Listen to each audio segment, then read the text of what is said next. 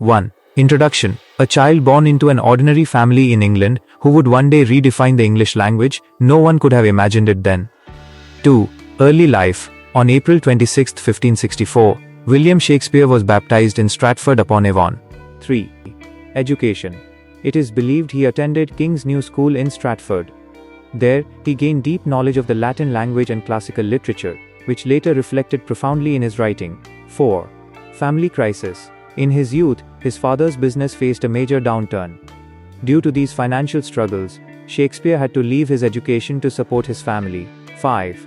Marriage and children. At the age of 18, he married 26-year-old Anne Hathaway. They had 3 children, Susanna and twins, Hamnet and Judith. 6.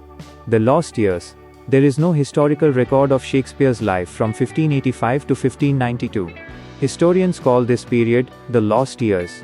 It is believed that during this time, he moved to London. 7. Arrival in London. By 1592 he began establishing himself as an actor and playwright in London. Contemporary critics even mocked him as an upstart crow, jealous of his rising talent. 8. Lord Chamberlain's Men. In 1594, he became a key member and shareholder of a theatre troupe called Lord Chamberlain's Men. This eventually became the leading theatre company in London. 9. The Globe Theatre.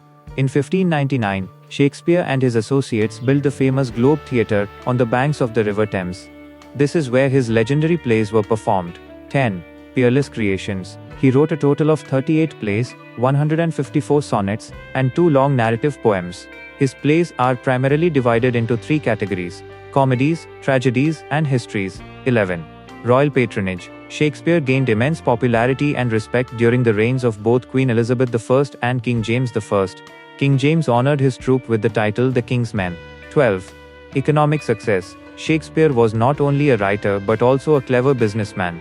He earned significant wealth from writing and theatre shares, allowing him to purchase large properties in Stratford. 13. Master of language. Shakespeare invented nearly 1,700 new words and countless phrases in the English language that we still use in our daily conversations today. 14. Final years and return. Between 1611 and 1613, he left the busy city of London and returned to his hometown of Stratford to live a retired life with his family. 15. The Great Departure. On April 23, 1616, at the age of 52, this great genius passed away. Coincidentally, it was also his 52nd birthday. 16. The First Folio. 7 years after his death in 1623, his friends and colleagues collected his plays and published them as the First Folio.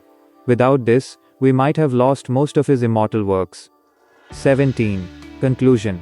No direct descendants of Shakespeare are alive today, but his creations live on in every corner of the world. In the words of Ben Jonson, he was not of an age but for all time.